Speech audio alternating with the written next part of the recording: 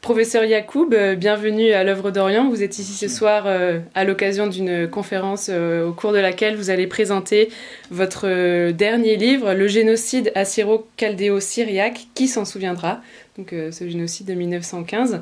Pourriez-vous, s'il vous plaît, nous faire une présentation de cet ouvrage?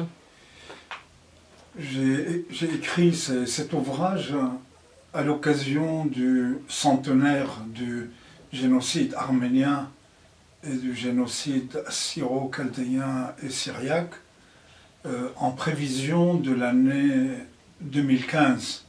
Parce que, comme on le sait, en 1915, ces populations ont subi des massacres sous l'Empire ottoman, où les populations assyriennes, chaldéennes et syriaques ont été également victimes d'un génocide, mais malheureusement on en parle beaucoup moins que le massacre des Arméniens. Alors ce livre traite de ce qui s'est passé en 1915, de la géographie du pays où les massacres ont eu lieu.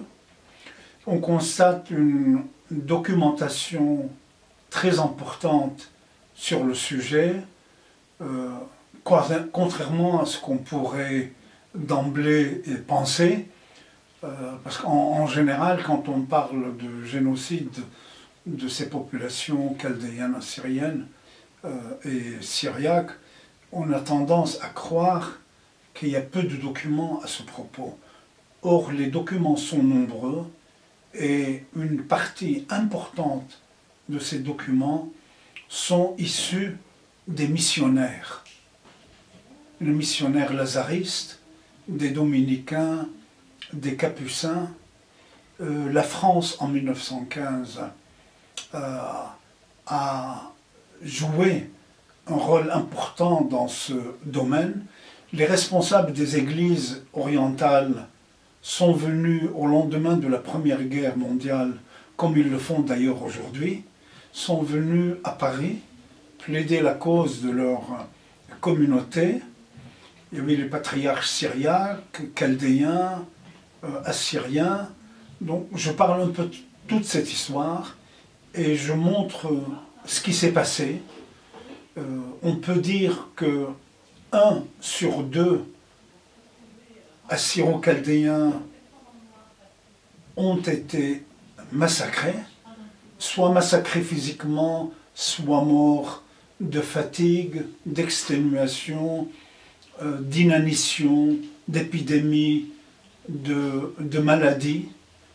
Et cette histoire douloureuse a commencé en janvier 1915 et elle a duré sur toute l'année 1915, mais malheureusement elle ne s'est pas terminée avec 1915 puisqu'il y a eu d'autres massacres et en particulier en 1918, et ces massacres où beaucoup de prélats, d'évêques, de responsables religieux ont subi le martyre de toutes les communautés que j'ai citées tout à l'heure et qui est à l'origine de la diaspora de cette communauté depuis lors. Alors justement, à l'occasion du centenaire de ce génocide, que sont devenues ces communautés assyro-chaldéennes et qu'est-ce que vous pouvez nous dire d'elles aujourd'hui, en 2014? Oui, depuis, elles sont dispersées. Elles sont dispersées dans la région d'abord du Moyen-Orient.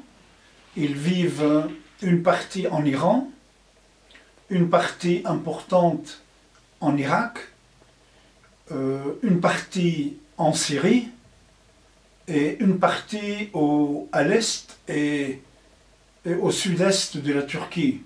En ce qui me concerne, moi, mes parents, moi je suis né en Syrie. La Syrie, le nord de la Syrie, fut un lieu d'exode de cette communauté Et à l'origine, mes parents venaient d'Iran, du nord-ouest de l'Iran, où on a connu aussi des massacres importants. Donc ils sont dispersés sur l'ensemble du Moyen-Orient, et une partie importante a pris le chemin de l'exil à l'étranger.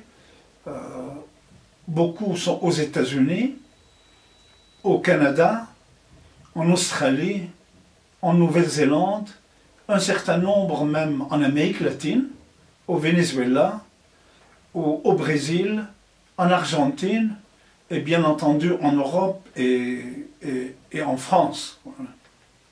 Alors, cette population, je disais, elle est dispersée dans le monde, et une partie importante vit en Irak, notamment au nord de l'Irak, et il est frappant avec les derniers événements douloureux d'Irak depuis le 10 juin dernier, avec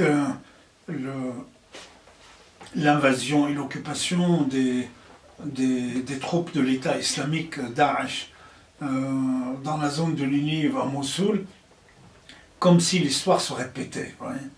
Je dis quelque part dans le livre, 1915, 2014, que de ressemblances.